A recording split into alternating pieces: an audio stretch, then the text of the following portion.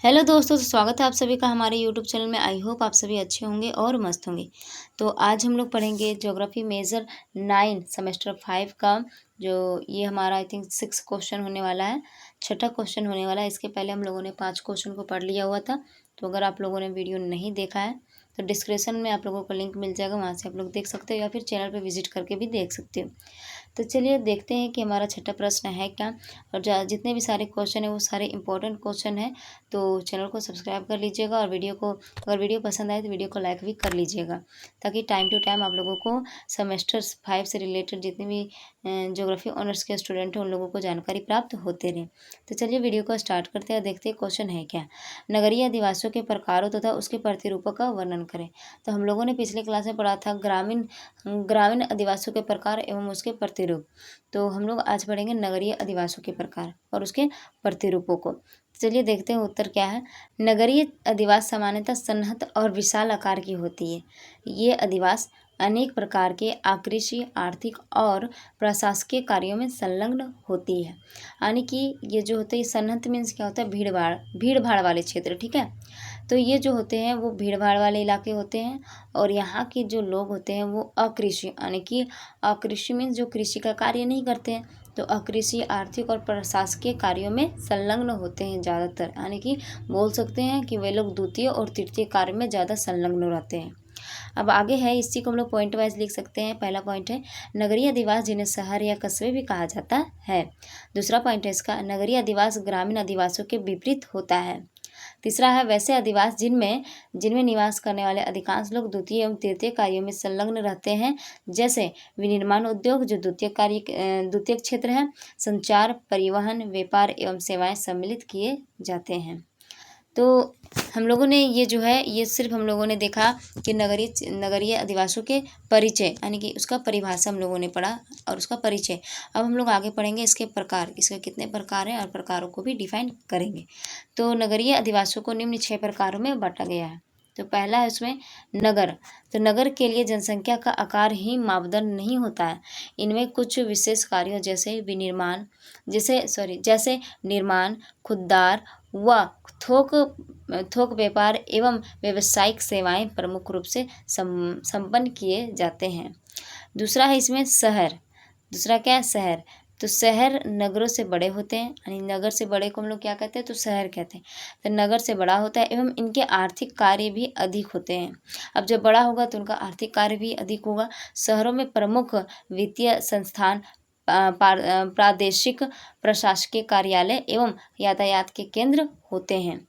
तीसरा है सन्नगर। तो इस शब्द का प्रयोग सबसे पहले वर्ष 1915 में पैट्रिक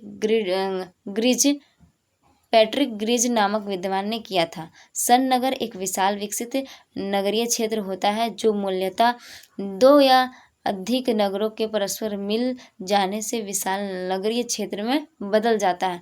अगर ये नहीं समझ में आया तो इसी को इस तरह से हम लोग लिख सकते हैं, सन्नगर विशाल नगर वाले क्षेत्र होते हैं जो अलग अलग नगरों से आपस में मिल जाने से निर्माण होता है। आगे है चौथा विश्व नगरी। तो यह बहुत सारे सन्नगर के समूह से निर्माण महानगरीय प्रदेश को विश्व नगरी कहते हैं। यानी बहुत सारे सन्नगर जब मिल जाते हैं तो उसी से जो नगर बनता है उसी को हम लोग विश्व नगरी कहते हैं। पांचवा है मिलियन सिटी। पांचवा क्या है, मिलियन सिटी। इसमें फ्रेश नहीं दिख रहा होगा इसलिए मैं बता रही हूँ, बार बार पढ़ रही हूँ। मिलियन सिटी ये लिखा हुआ मिलियन सिटी। तो इस 10 यहाँ पे क्या 10 लाख से अधिक जनसंख्या वाले महानगर मिलियन सिटी कहलाते हैं। यानी कि जहाँ की जनसंख्या 10 लाख से अधिक हो उसी को हम लोग क्या कहते हैं, मिलियन सिटी। छठा है मेगा सिटी। छठा क्या है, मेगा सिटी।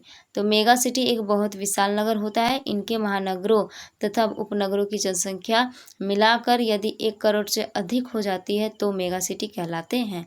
यानी कि यहाँ की जनसंख्या क्या होनी चाहिए, तो 1 करोड़ होनी चाहिए।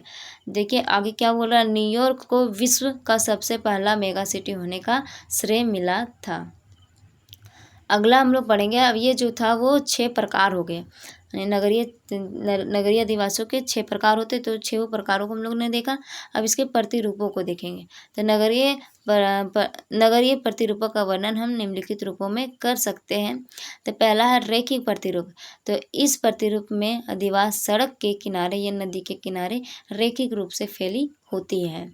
दूसरा है चौराहा प्रतिरूप। वैसे दो सड़क जो एक दूसरे को समकोण पर काटते हैं तथा उस रास्ते के किनारे जिन अधिवासों का निर्माण होता है, चौराहा प्रतिरूप अधिवास कहलाता है। यानी कि समकोण पे जो काटता हो, एक दूसरे को क्या करता हो, समकोण पे काटता है और वहाँ से जहाँ से चार रास्ते मिल जाते हो, वहाँ पे क्या चार रास्ते बन जाते हैं, उसी को हम लोग क्या कहते हैं, चौराहा प्रतिरूप।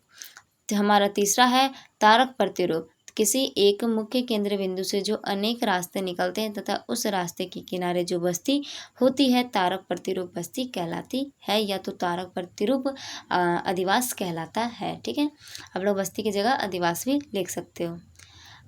अब आगे है चौथा वृत्ताकार प्रतिरूप बस्तियां। तो वैसी बस्तियां वृत्ताकार प्रतिरूप अधिवास भी लिख सकते हैं यहाँ पे, या फिर बस्ती भी ठीक है, कोई दिक्कत नहीं। वैसी बस्तियां, अगर नगरीय के बारे में लिख रहे हैं तो आदिवासी कर दीजिएगा तो ज़्यादा अच्छा रहेगा।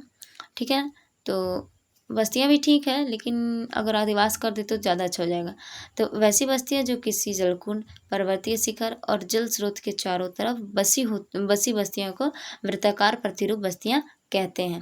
यानी कि जो जल के चारों ओर बसे क्षेत्र होते हैं उसी को हम लोग वृत्ताकार प्रतिरूप बस्तियां कहते हैं। पांचवा है दोहरे ग्राम।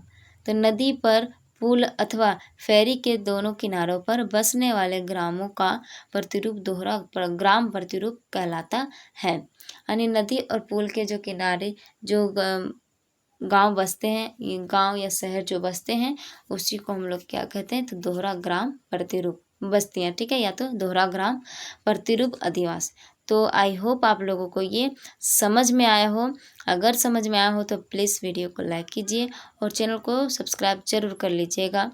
और ये जो है आप लोगों को याद करने में थोड़ा इजी पड़ेगा, क्योंकि जो प्रतिरूप ग्रामीण अधिवास का था वही प्रतिरूप इसका भी है।